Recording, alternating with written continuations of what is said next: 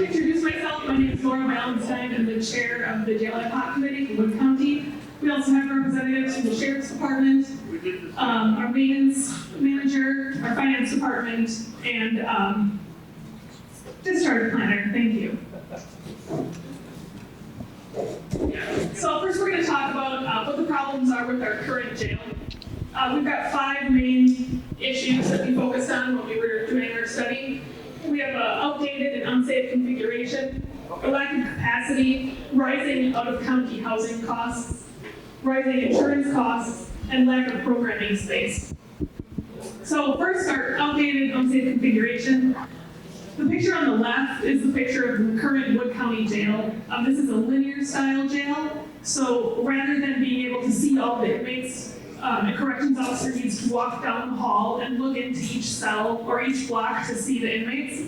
This is a challenge because the visibility is poor. So we do have cameras, but the cameras don't see every angle. And also moving inmates is really time intensive. You can't move a group of inmates at once. You need to open that block, move that group of inmates, etc. So the picture on the right is a more modern style jail. It's a pod style jail. You can see that 1 or 2 corrections officers sit in the center of the pod, and they have visibility into the entire cell block at once.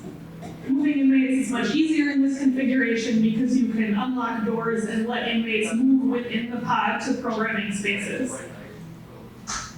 Lack of capacity. So our capacity in our jail, we were rated at 132 beds with a design capacity of 112 beds, which is 85% of the rated capacity. Our average inmate population in 2020 was 206 inmates. So you can see we have been housing the excess inmates out of county. So all the inmates that are out of county process in through Wood County are transported out of county, and when they are released, they come back to Wood County and are released from our jail downtown. So on the bottom, you can see the graph of our average population since 2003. Our population has risen substantially, but we've been housing inmates out of county since 2003. Or before, but I don't have data before that. Part of the problem with housing inmates out of county is that it's very expensive. We have contracts to house them. We pay Adams County $260,000 in 2020, Waupaca County $985,000 in 2020 for a total of $1.245 million to house the excess inmates out of county. In 2019, the number was slightly higher, 1.3 million. The difference is likely because of COVID. We weren't able to move inmates successfully. We're projecting to spend around 1.1 million again this year. On top of that, we have to pay transportation costs to transport these inmates back and forth. We have to bring them back to Wood County for court dates. So they're getting shuttled back and forth between locations so that we can provide them services they need. Inmates who are housed out of county are not eligible for any kinds of programming. So things like Alcoholics Anonymous, Narcotics Anonymous, educational services. That's not something that they can receive while they're in out-of-county housing. A large problem we've been having is that we had 5 major insurance claims since 2016. These were suicides in the jail. And each of these claims comes not only at a major loss of life, but at a large expense to the county. Our current deductible is $25,000 a claim, and our total payouts for claims was $2.263 million. That was for 4 of these claims. One of the claims is still in arbitration. Our 2021 premium is $417,000, which is up from $327,000 in 2020. So you can see on this graph that our claim premium costs have been rising substantially. Also, this graph shows our claim payouts between 2016 and 2020. On the left, the gray bar is the payouts that are the result of the Sheriff's Department, and on the right, the reddish bar, are the result of the entire county. So you can see that the Sheriff's Department is responsible for the majority of the claim payouts for the county. If we continue to have losses, a lot of this we can attribute to the lack of visibility in our jail. we expect that our deductible will likely increase, or we will risk limiting or cancellation of coverage. I'm going to hand it over to Sarah Saluski, our discharge planner, to talk about programming. Oh, thanks. This one.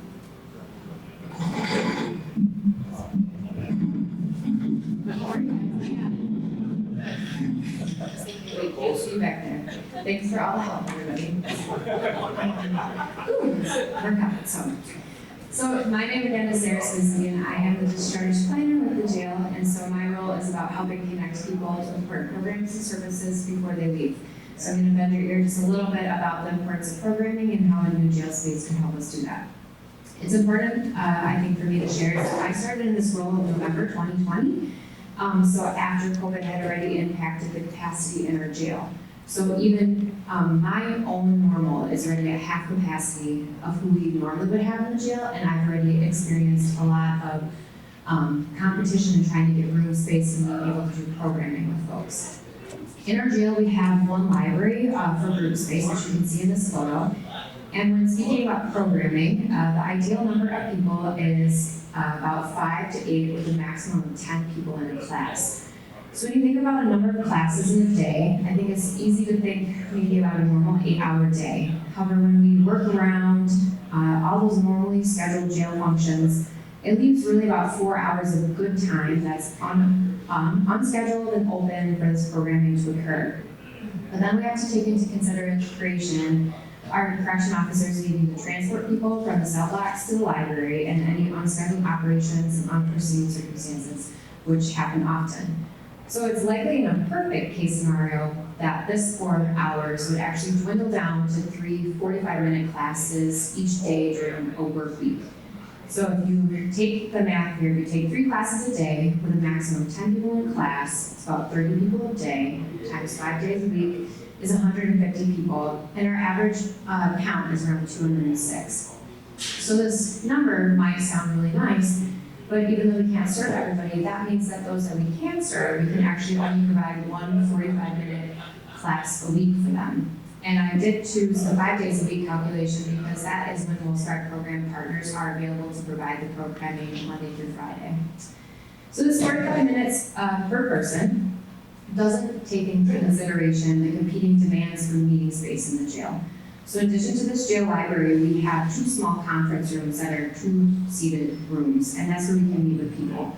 But availability of these rooms is really inconsistent because I have to compete for them with probation and parole, attorneys, public defenders, mental health, to finding room for myself. And then sometimes when we're transporting people or any isolated situation, we'll move people in there for their safety and to wait for their transport. So when these rooms are full, those conference rooms, we move into the library, and the library is used for those needs. So even at half the population of Wisconsin Rapids, due to COVID right now, I've already experienced waits just to get into these rooms. Prior to COVID, talking with staff, a lot of them have stated that there were lines of probation officers and attorneys that lined up in the jail just waiting to get a room. And sometimes the correction officers would actually take the probation agent or the attorney down into the hallway and meet with the person outside of their cell block. And you saw a picture of that hallway. There isn't really a place to meet. It's not private. There's no really writing space, anything like that. And they really expect this to happen again. And I often meet with people quickly outside their cell block as well because it's just easier to get signatures than waiting for the rooms.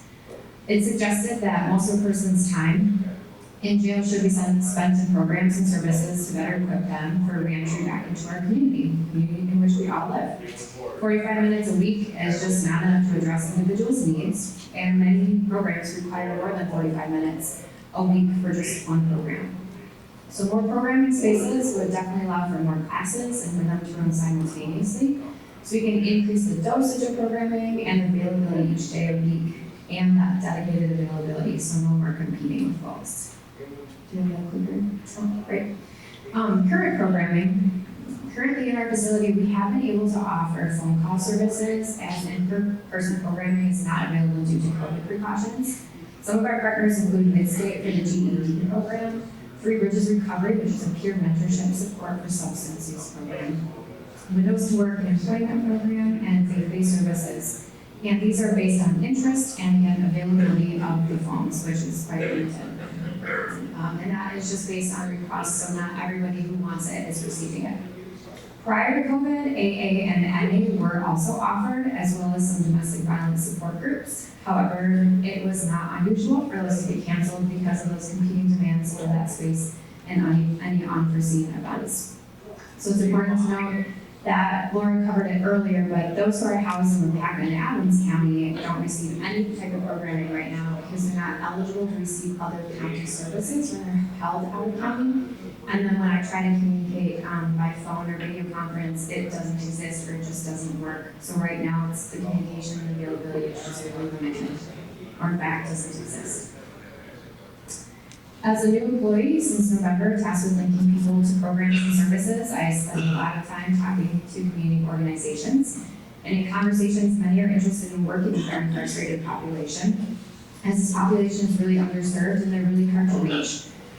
This is a list of partners who are interested in providing programming, not including our current list of programming. So getting programming will be the easy part. However, we can't provide it because we don't have the space and we have a lot of time and constraint limitations. Evidence has shown that some of the best programming to provide is psychoeducation services, which is listed on the bottom of the slide if you're able to see it. And psychoeducation services target specific assessed needs of an individual that really looks at what is the harmful behavior that's taking place, what is that dysfunctional thought process, and how do we help that person develop stronger skills and tools to cope and thrive in the community. One evidence-based model is called Getting It Right, and it's a re-entry program and it requires at least a minimum of 2 hours per session, 3 to 5 times a week. So again, going back to that 145-minute class, just as one psychoeducation opportunity we wouldn't be able to provide. For those that complete this program, they were 2 times less likely to engage in criminal behavior once they left. They were 4 times less likely to engage in substance use. And they were 10 times greater odds of having employment and housing stability when they left the jail as well compared to non-completers. So we actually own the materials for this program, but we're not able to implement because of the space limitations I've been sharing with you. In 2019, we have a program called 3 Bridges Recovery, implemented a smart recovery pod, and it was a program for those with substance use disorders. And those who successfully completed the program have remained in contact with 3 Bridges, have remained sober, and have never been back to the jail since. So that's a huge accomplishment and shows that it works. Both these programs are really significant because the recent jail survey that I've been working on identified that of those who responded, which were over 100 people, 65 reported using drugs or alcohol on a regular basis prior to coming to jail.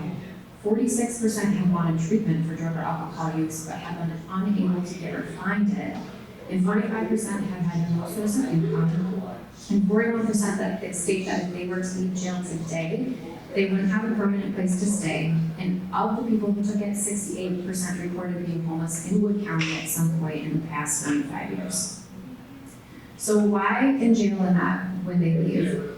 Simply put, their basic needs, food, water, warmth, and rest, are met while they are with us. So for many without employment and housing, the moment they leave our doors, they go into a constant state of survival mode and they're not thriving.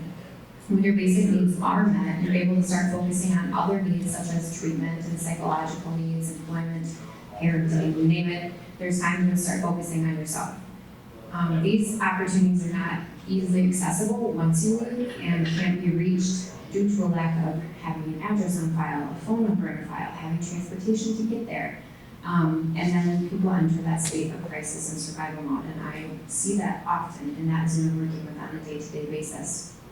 Jail can definitely be more than accountability. It can be rehabilitative, or for some who never had the skills to rehabilitate, in the first place, it can be a place to learn and build these skills for the first time because they're finally actually being given the opportunity to do so.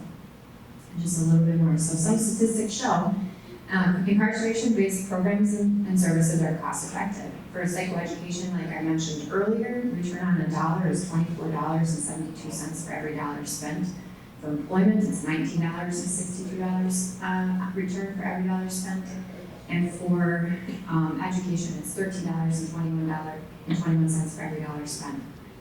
And By providing programming, reports show that recidivism rates reduce, so the likelihood of returning to jail by 30 to 40%, which is the ultimate goal, get people back in the community and thriving.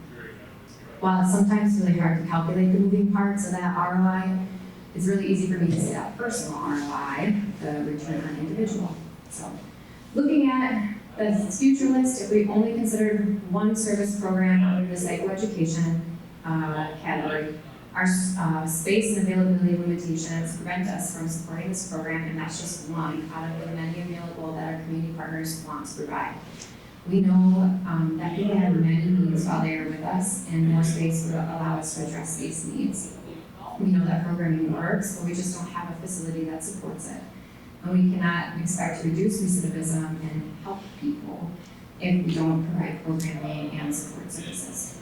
So just to sum up everything that I spent your ear about, current jail programming is really limited due to our lack of available space, the inconsistency of availability of that space, to compete with probation officers, attorneys, corrections, everything. And then the current space is really labor intensive. So what Laura was saying, each person I need to meet with, a correction officer needs to go get them and bring them. Go get the next one and bring them. And so they can't just self-transport themselves. And I believe in the new jail that is the proposal. They would be able to self-transport into the adjoining room. So programming interventions are going to be really essential to help our community overall health and well-being, and a new jail project will allow us to have that space and be able to do all these great things. I hand it back to Laura. Thank you. Thank you. So this is our proposed new design. So we're proposing a 225-bed jail with the ability to double up to 85% of beds for a total 300-bed jail. It would include the new sheriff's department. The dollar amount that we're looking at includes the demo of the existing jail. We could also shell out the existing jail, but considering how strange the shape is, this is the existing jail right here. Kind of has these angled nodes on the end. It might be hard to repurpose that, and the cost to shell versus demolish completely is about the same. It would give us space for future land needs if we have something down the line, but it's not currently part of the plan. No residential land acquisition is required in this plan, and we would be requiring the vacancy of Avon Street, which is right here. So this building right here is the proposed design for the new jail. Here's the old jail.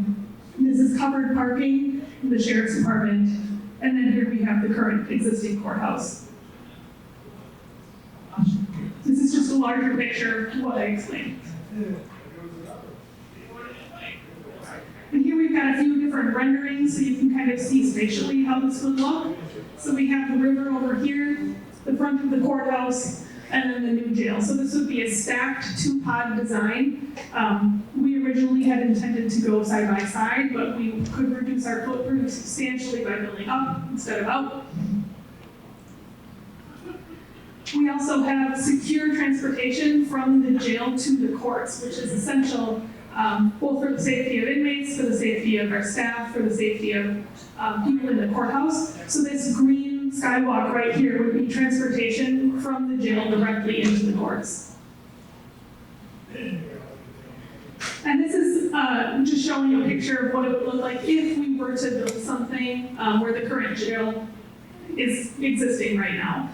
So that would be what something could look like potentially. Again, that's not in our plan. Here are some 3D renderings from the front of the courthouse. So the gray, this is looking at Market Street.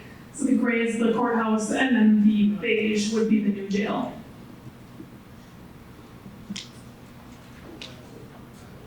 And this is the back. This is 5th Street. It's a little different because we're in Marshfield, so this isn't in your backyard, but this would be the back of the courthouse. So the white are the homes nearby.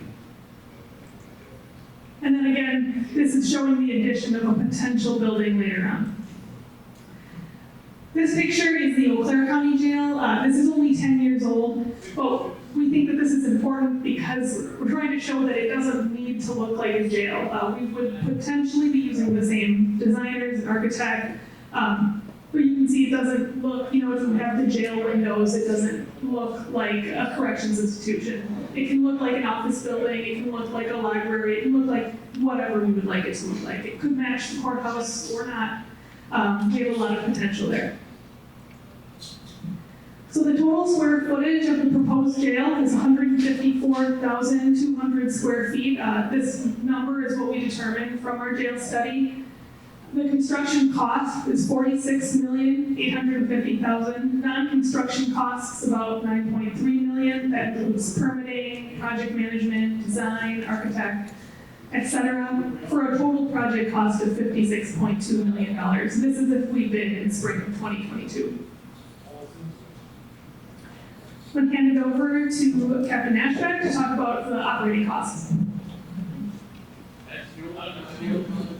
On this slide, what we did is we went through what our current jail is operating as, and how it would compare to a two-pod facility, which is what we're proposing. In this case, you'll see the graph up in the upper corner, which has the two-pod staffing in there. What it does is it kind of shows what we already have, and then identifies that we need 8 additional crew members for the operation of the jail. Once we bring our total from 22 to 30, which is the 8 new employees. With that in mind, we also realized that a new facility is going to be new for just so long, so you also have to provide maintenance for that building. So we've also included adding an individual to be that maintenance staff person on site. That would take what our operating costs currently are at $4.1 million for the jail that we currently run. It would be an additional cost of for the 666 for all the additional 9 people, which would be less than what we're doing for Alva County, making this basically a savings of about $585,000 to operate the new facility over what it currently does. So it would reduce us by that much for the operation of the newest facility.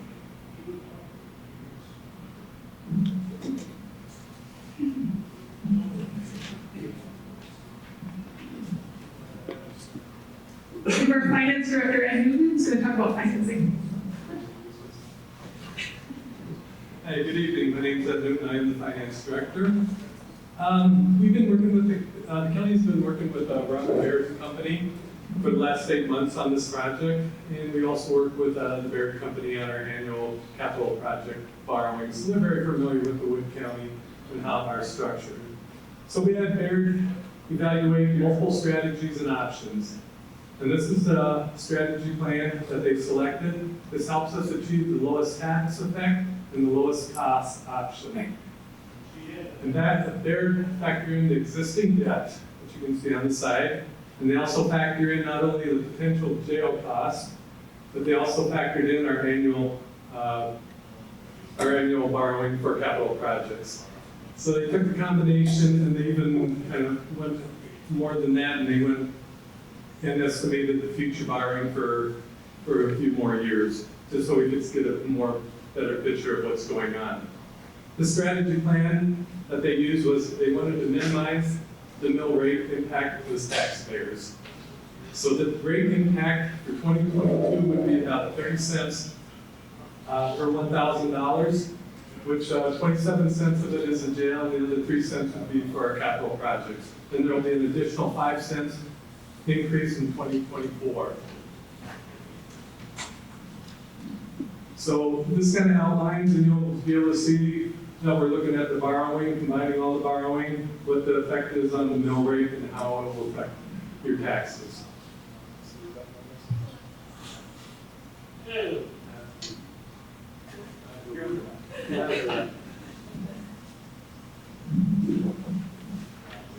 So then, this slide shows what our borrowing capacity is. You can see right now, including the jail and our normal capital projects, we would still be, just right around the 71%. So we still do have quite a bit of borrowing we can do, but I doubt we'll be trying to get at 100%. So we are within our borrowing range, so we feel comfortable when we do this borrowing.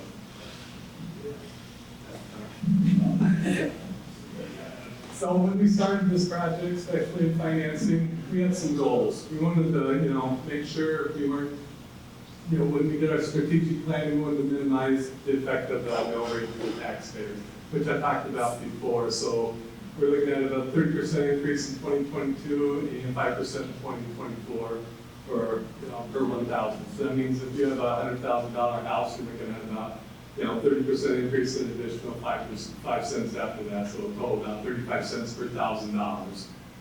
And then by about 2027, we're going to see, once we start paying on the loan, you'll see that rate kind of drop a little bit. I'm not going to read everything, but when we do take it out to bid, this is one of the important things that we looked at. We want to make sure that we get the local banks so we can keep the money, keep everything in Wood County. So we're looking at the local banks to give a chance for them to, be in the issuance process. And we also want to make sure the contractors, local contractors, have the same ability to bid on this project. We want to do everything we can to keep keep things in Wood County. So we will make sure that everybody in Wood County has these opportunities. And when I showed that first slide, you notice that we're borrowing all the money all at once. It is actually beneficial for us to borrow money all at once. That reduces the cost because we did several scenarios on it, and that was the best way to do it. So, the money we don't spend right away, we will be putting in the proceeds. We're going to be depositing them, trying to earn some interest. Yeah, but the interest rates nowadays won't be much, but it's still cheaper than borrowing little by little each time. And then you see down at the bottom, spend the money within 3 years. Why is that important? The reason that's important is that keeps it tax-free. So to spend your money within the 3 years of borrowing, that's tax-free. So that's important as well.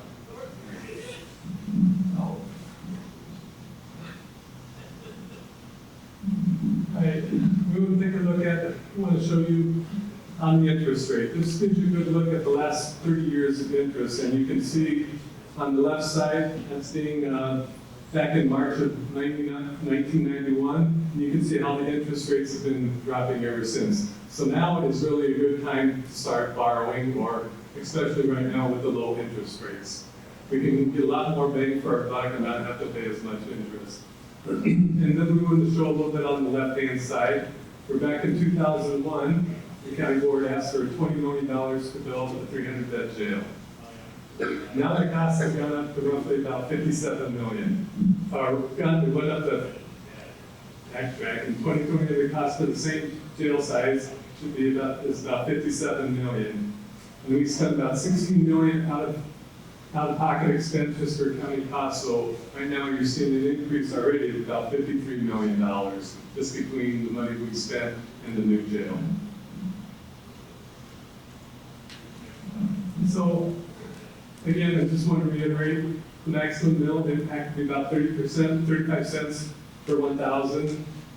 And that's including the jail and the CIP, which is our capital projects. And that'll start decreasing after 5 years. So just look at it the easier way. If you have a $100,000 property, you'll see about a $35 increase on property taxes over the next couple of years. But then again, after we said, you'll see that decreasing afterwards.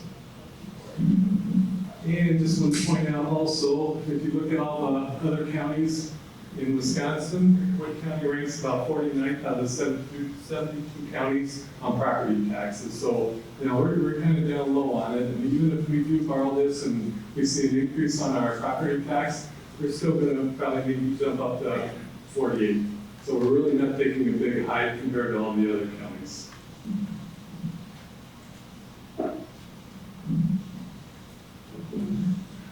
Thank you.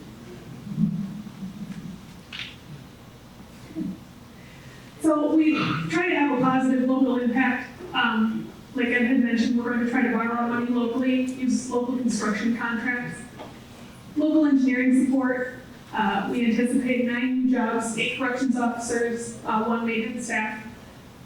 This will keep our tax money in Wood County instead of paying other counties to house our inmates for us. That $1.3 million will be staying within the county. And all of our inmates will be able to receive programming, whereas now it's only 132 of our inmates receiving programming. So what if we do nothing? This is where we've been for the last several years. This has been a problem. Like I had mentioned, this was brought to the county board 20 years ago and the board decided to wait. So what would happen if we didn't attack this project now. We have an economic factor, the continued bed rental costs, the continued capital costs, money that we're putting into our jail to keep it running, the operational factor, and a physical factor. So economically, we'll have the continued bed rental. Most of our contracts are going to be up at the end of 2022, so we'll have to renegotiate those rates. Currently, we're paying $35 per day per inmate for a standard inmate, not for a special needs inmate. That dollar amount is likely to increase. We're looking around $40 to potentially up to $45, depending on the location of the inmate. On top of that, we have continued transportation and staffing time, bringing the inmates back and forth to other counties for court dates, booking and release. Continued insurance increases on liability and our premiums, and then again, the maintenance on our aging building. Some of the projects that we need to address, specifically our plumbing, would require vacating parts of the building, so we would have to increase our out-of-county housing costs to attack those repairs. On top of that, we'll talk about this in a minute too, but some of the other repairs that we would do would actually reduce the capacity of our jail, therefore driving up our out-of-county housing costs further. I'm going to hand it over to our maintenance manager, Van Tassel. He'll talk a little bit about our current jail problems. Thank you. Good evening. So a couple things to know about our current facility that we are operating right now. Part of the existing jail was built in the 1950s. We had it on in the 1980s. Now, for those of you who live in an older home, maybe from the 50s or older, you know that it's possible to keep an older facility running, but it comes at a cost. Especially when we're talking a commercial facility such as a jail that operates 24/7, 365, it never stops. So it creates challenges when we have older systems, such as some of those listed here, that are at the end of their useful life and they need to be replaced and updated.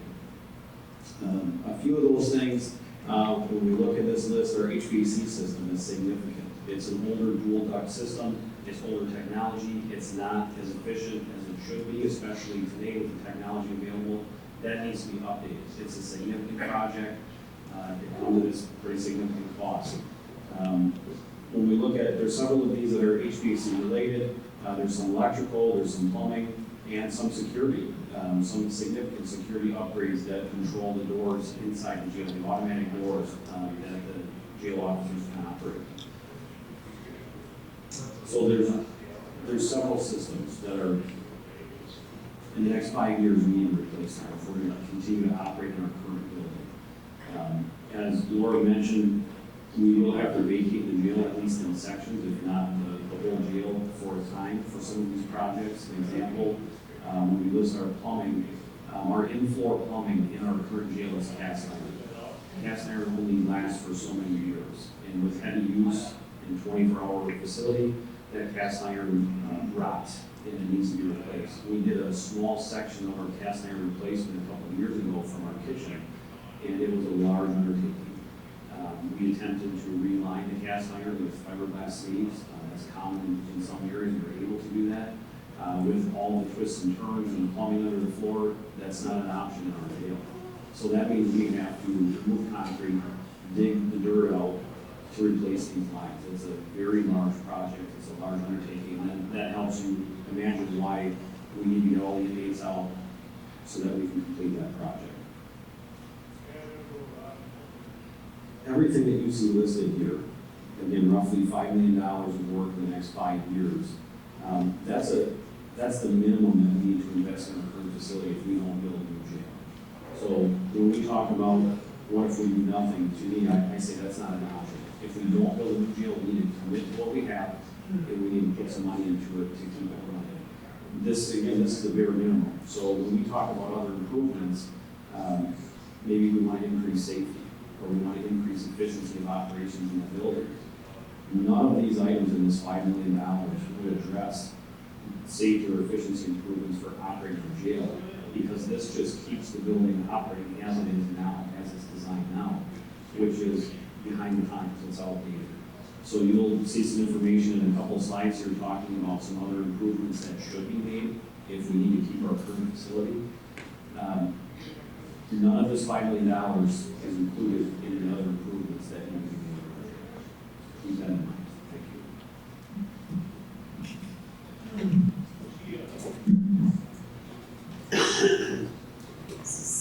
what if we do nothing, the operational factor, and I'm speaking on behalf of our criminal justice coordinator who wasn't able to be here with us tonight. So on inmate programming, if we do nothing, you might expect that everything might just stay the same.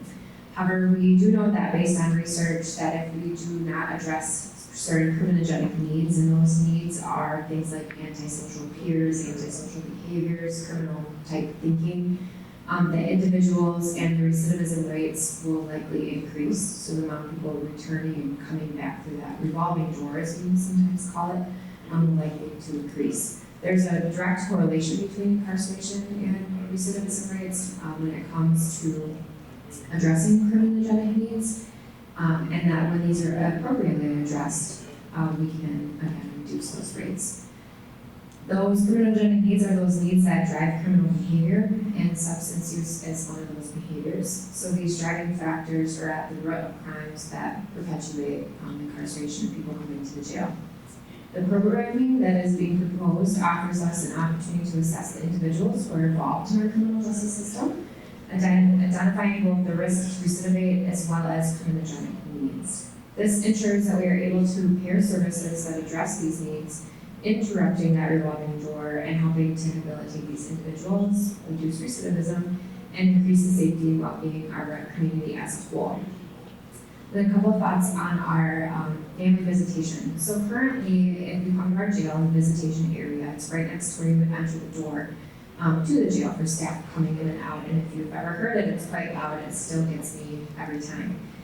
So it's right next to that space. There, it's about 16 feet long. It has 5 feet wide with 5 booth-style windows.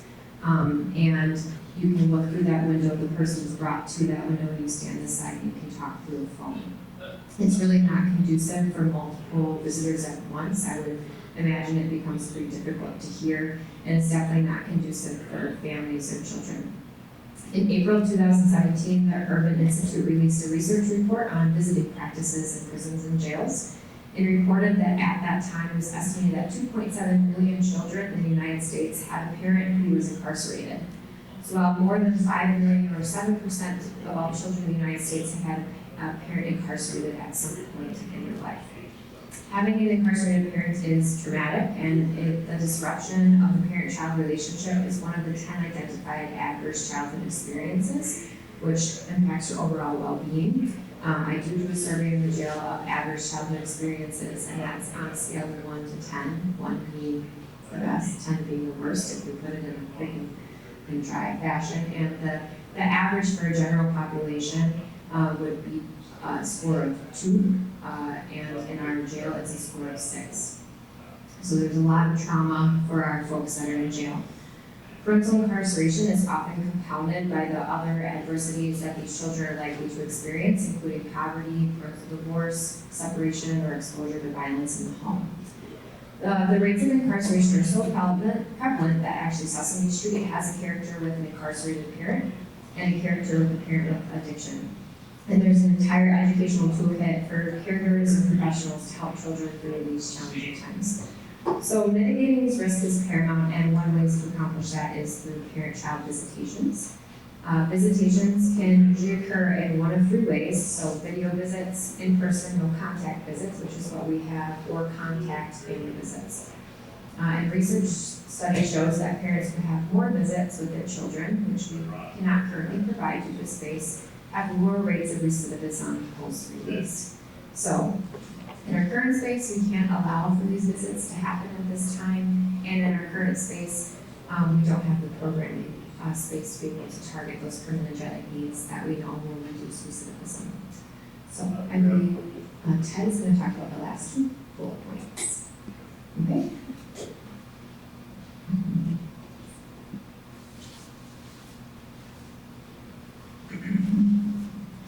The part that I get to talk about here is the updating to our current space. If we did take a good look at that, as many of the options we were looking through was not just building, but what we could do with the facility we currently have in order to modernize it and make it actually work by state standards.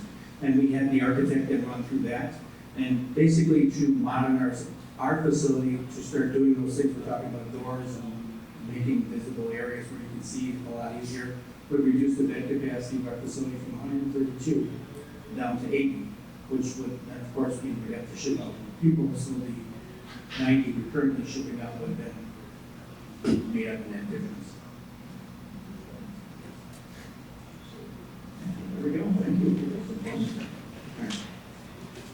So in part of this, our physical factors that we have inside of our facility currently, we'll start with the Sally part, which will be the picture on the top, upper left, right, sorry. I'm just going to get myself mixed up looking at this.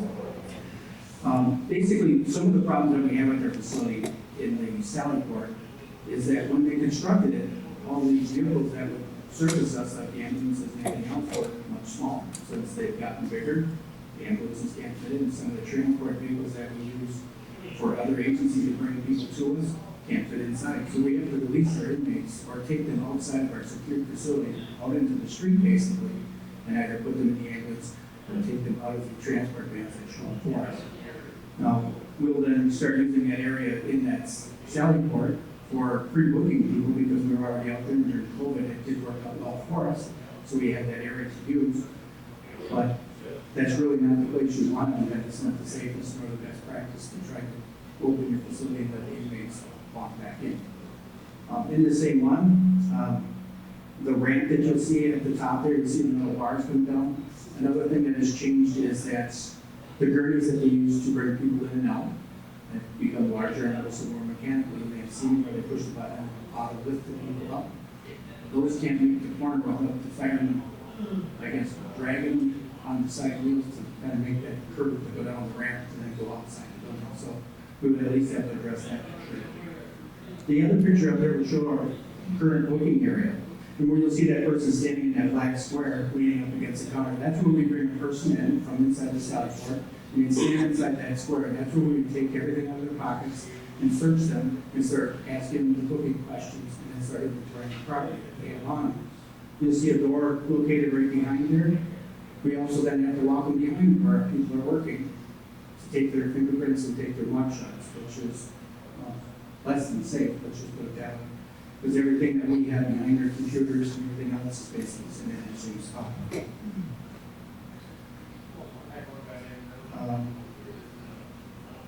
That's really about all. I know like our medical office isn't up there. Our medical office, we were just in it today because the other day we had our annual inspection with the state inspector, and the space that we have currently is, I believe it's only like 16 by 10 for where we bring our inmates into to meet with the nurse, and then they do all that medical stuff. So we have to bring them down one at a time to meet the nurse, and by DOC standards, we have to do that minimum one time every 14 days for an inmate that's in our care. Now, many of them have more than one visit with our nurse, so we're bringing people back and forth, and then our person waits outside the door until it's done, and then we drive back to where their cell is, and then take the next person back and forth. So that's how we do our medical inside our facility. But the new facility has a place where we can bring a group of the inmates, secure them in that location, and then they can be brought in and then brought back where they need more efficient from the standard.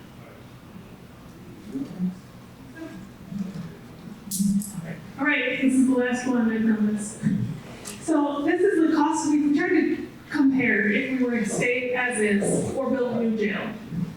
And this is the cost comparison that we were able to put together over the life of the jail. So we're calling the life of a new jail 50 years. Hopefully it lasts longer than 50 years, but it's a good place to start. So if we stay as is, we have our needed repairs of $5.5 million. Potential state safety, liability, and efficiency improvements around $20 million. Bed rental and transportation over 50 years, looking at almost $81 million. And that's based on contracted rates of $45 a day for 90 beds. So again, like we mentioned, if we do these repairs, it would reduce our bed capacity, and that number would actually be higher, for a total stay as is value of $164.5 million over 50 years. On the other hand, our proposed new jail, $46.8 million, plus our non-construction costs, $9.3 million. The additional staff over 50 years would be $33 million for a total project cost including the 20-year bond interest of $106 million. I take it back, that wasn't the last one.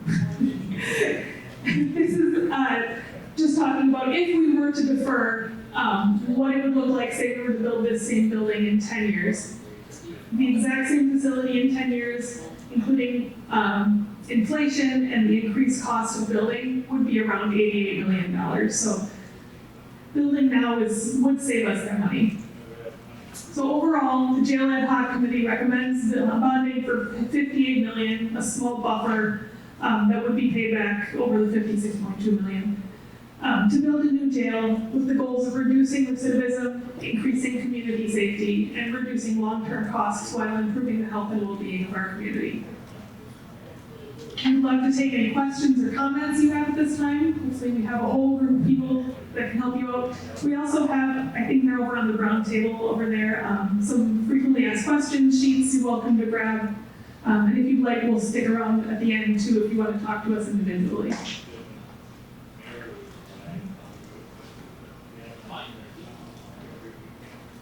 It's a talkative crowd. I have a question. You had mentioned the bonding interest. What you never told us the cost of the bonding interest? The bonding interest is $17 million 17. over 20 years. Yeah. Thank you. And that's using a conservative rate, looking at what the interests are now, we just want to be conservative, so that's what we estimated at, So it could fluctuate. even lower. Okay, thank you. Two questions. Would we consider renting out beds if local capacity doesn't recharge, whatever? Yeah, so the question was whether or not we consider renting out beds. It's not something we're currently looking at. Currently, we just want to be able to house the inmates that we have, but it is a potential option for the future. It's a little bit of a contentious point. Some people don't want inmates from out of the county, some people do. It's something that we can address later, but it's not the goal right here. But it could be a revenue generator if we chose to go down that road. Does anyone want to add? Okay. Go ahead. And just to follow up, and I should know the answer to this, but I don't. And maybe this is for Ted. Population of Wood County is at least stabilized, or perhaps even decreasing, and all these programs, which I think are wonderful, hopefully will reduce the recidivism rate, which won't stop front crime, but I still see incarceration rates rising, and I'm foreseeing decriminalization of certain types of activity over the next 10 years. Is there any projection as to the potential of incarceration decreasing for some reason? That's a great question. That'd be kind of a combination answer from both Sarah and I. What we have seen is Portage County, if most of you remember, had the same population type problems where they had the inmates and they built another facility and they wished they had built it bigger at that time.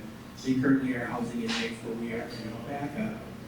But they have started programs inside their facility as they're getting their people out, and it's reduced their population in Portage County. We just, unfortunately, with the layout of our building, although they built it one too small for what they actually needed, it has those program spaces built in, so they're able to provide that to their population.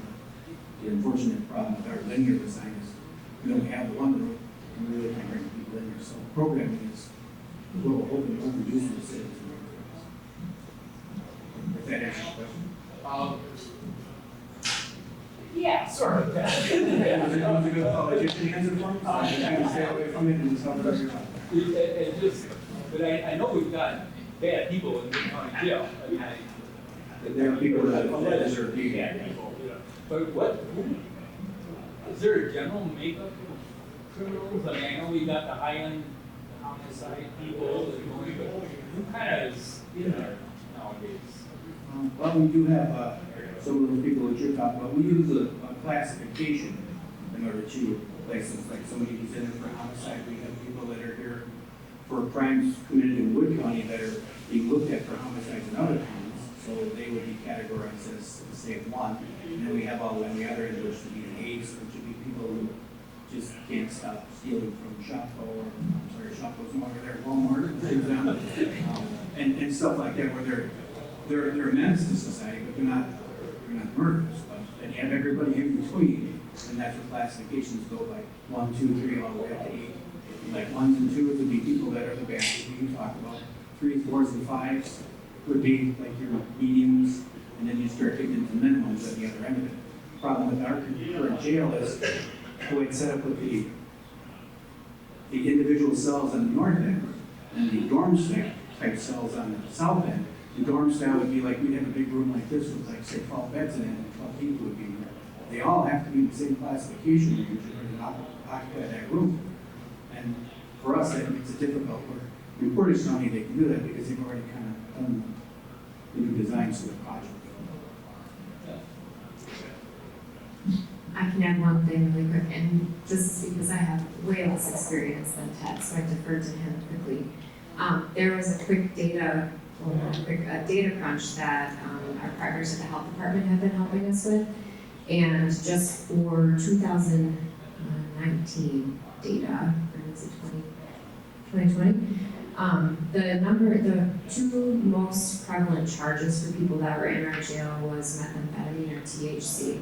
So a lot is drug related, and then we have like disorderly conduct, grasping and wrong, and then a lot of substance use oriented crimes such as like burglary, theft, things like that. So I meet with a lot of folks who struggle with substance use. I don't meet with a lot of folks that commit homicide because they probably won't be leaving anytime soon. So, but a lot of it is substance use related.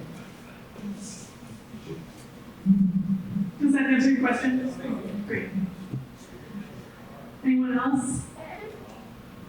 If things were to change in the future and you have a lot more people that could utilize services like what Sarah gets, like would there be the possibility of changing the positions that people have? Like if you didn't need as many officers, you needed more people? I believe so, and maybe Sarah wants to help. One thing we would like to do is be able to offer day services to people who have been released who can come back and get kind of continuing education or continuing therapy. But Sarah will help. Sure. I really wish Janelle was here tonight because she would do this more justice than I. But there are services in other counties called day report. So for folks that are leaving jail or maybe on an electronic monitoring program or like a diversion from a jail stay, instead they're mandated to come to a day report. So that's where they could come in on a daily basis, weekly, and that's dependent on their criminogenic needs. And so they would come to this facility and they could receive different programs and services to help figure out, make sure they have housing and employment and learning about those psychoeducation factors. So day report, we've talked is if we have programming in the jail, if somebody is receiving programming services and it's a 12-week program, sometimes you lose people because they are only going to be with us 7 weeks out of that 12. So actually programs could run concurrently inside the jail and outside the jail at the day report center. So when they leave, they could finish out the remaining weeks at that day report and get that programming and support and help. So yes, maybe we could convert some folks to this side. I'll take all the help I can get. Yeah, I think we would all consider that a success if we can keep our population down, it'd be great. Could you talk a little, or could someone talk a little bit more about how the calculations were gone through with regard to projecting jail capacity? We're talking about having a minimum of a 50-year lifespan for this facility. So the last thing you'd want to do is build a new facility and then we're 25 years into it, we're out of space already. So could you talk about how, either between the architects or how they were projecting population growth and how that factors into crime statistics and jail capacity needs? No, great question. There was a jail study done a couple of years ago by Venture Architects that took that consideration in. And they projected our inmate population in like 20, 30, 40 years to be like 400 or 500 bed facility. And we knew that that wasn't realistic. So that's where we came back to, going back to what's interesting, in 2000 when we did this study, what did we look at then? A 300 bed facility. So doing the jail study again, what came up again? A 300 bed facility. So I think that that's probably the target point that this jail study came up with, continuing with the needs of what Wood County will be 300 beds should make it at least 2 years. And we hope we don't go up to 400 inmates or 500. So I think with what was valuable in that first study in 2000 and the second one that we just did, ultimately same size facility. What's the big difference? Well, cost, right? It more than doubled in cost. So if we don't do something or if we don't consider this strongly, what's going to happen? It's going to keep going up. So the jail study that was done a couple of years ago by Venture identified a 300 bed facility was ideal for us that should last us this time frame. Great, thank you. You bet.